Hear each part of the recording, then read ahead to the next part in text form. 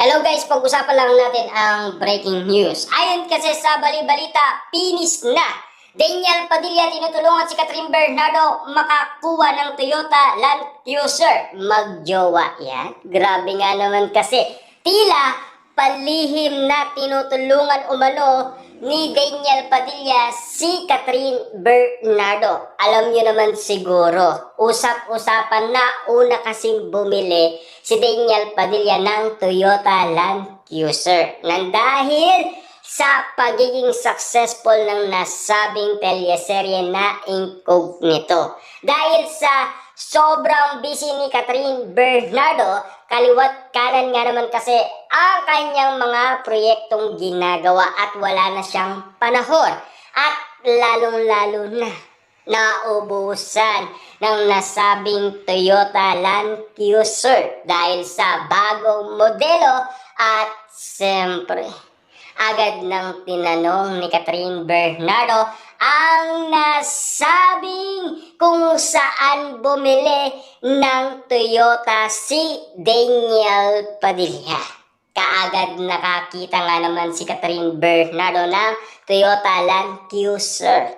Ang tanong nga naman kasi ng karamihan na talagang couple ang Katniel forever dahil sa couple Toyota Land Cruiser na talagang pinag-uusapan at pinagkakaguluhan at pinagpepestaan. Kaya nga naman kasi trending ang mga prediksyon kina Daniel Padilla at Catherine Bernardo. Doon pa lang sapat na ang bawat kwento kung bakit ganito sina Daniel Padilla at Catherine Bernardo sa isa't isa. Masasabi mo talagang tinadhana sila sa isa't isa. Paano mo nga naman kasi mapapag-iwalay ang dalawang yan? Inamin naman kasi ni Direk Cathy at Direk Olivia na magnet ang Katniel. Kasi laging nakakabit ang pangalan ni Daniel Padilla sa pangalan ni Catherine Bernardo. Ganon din naman kasi si Daniel Padilla sa pangalan ni Catherine Bernardo. Hindi mo na talaga yan mapapawala pambisa. Kasi tinadhana nga sila. Ayon kasi sa mga ula ng mga prediksyon, sila mismo ang nag-confirm na talagang sila Daniel Padilla at Catherine Bernardo ay tinadhana sa isa't isa. Kaya nga naman kasi patuloy lang ang mga pasabog ni Daniel Padilla at Catherine Bernardo. At lalong-lalo na kasi patuloy lang kinikilig ang mga fans dahil sa ginagawa umano ni Daniel Padilla at Catherine Bernardo. Kahit man hindi nagsasama si Daniel Padilla at Catherine Bernardo, kinikilig naman ang Katniel fans dahil sa paramdam ng paulit-ulit si Daniel Padilla at Catherine Bernardo sa isa't isa.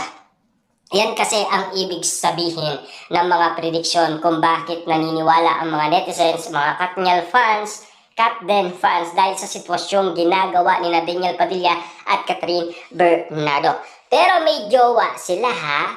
Pero bakit palihim ang ginagawa nilang pagtulong sa isa't isa? Grabe nga naman kasi sina Catherine Bernardo at Daniel Padilla sa isa't isa. Sa ganitong sitwasyon, talagang kikiligin ka. Ayon kasi sa bali-balita, dahil sa matalik na kaibigan ni Daniel Padilla at Catherine Bernardo, nag-aanap din daw si Catherine Bernardo ng Land Cruiser na pwedeng pambabae para i-partner daw sa nasabing sasakyan ni Daniel Padilla.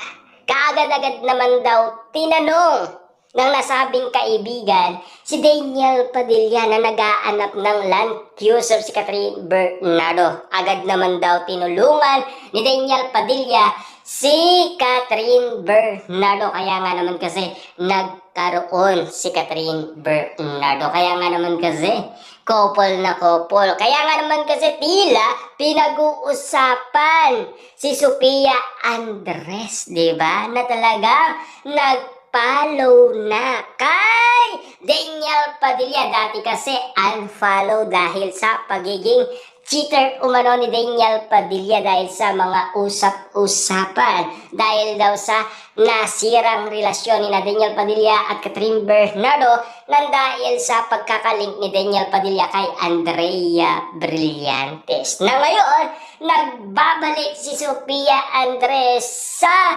pag-follow sa nasabing account ni Daniel Padilla sa Instagram. Kaya nga naman kasi patuloy lang nagpapakilig sina Daniel Padilla at Catherine Bernardo. Siyempre magandang pasabog kapag bumalik ang kanilang tambalan. At lalong-lalo na, paano hindi ipapagkasundo ni Direk Cathy yan? Sila mismo ang gumagawa ng paraan para ibalik ang nakaraan. Kita nyo naman, hanggang ngayon, hindi pa rin natatahimik ang Katniel sa isa't isa. Hanggang ngayon kasi, hindi pa rin nila nakakalimutan ang mga nakaraan na namimiss na nila. Kulang na lang talaga idikit ng mga Katniel fans sina Daniel Padilla at Catherine Bernardo sa isa't isa dahil sa ginagawa nila. Kulang na lang talaga ang mga netizens ay magsalita na kina Daniel Padilla at Catherine Bernardo na magbalikan na kasi patuloy lang silang nagpaparamdam sa isa't isa. Pero tila ang mga basher ni Catherine Bernardo at basher ni Daniel Padilla baka daw mahirap na yan kasi meron ng mga jowa sina Daniel Padilla at Catherine Bernardo. Papaano ang nangyayaring yan? Nakaguluhan na alam nyo naman siguro pasikreto ang ginagawa ni Daniel Padilla at Catherine Bernardo.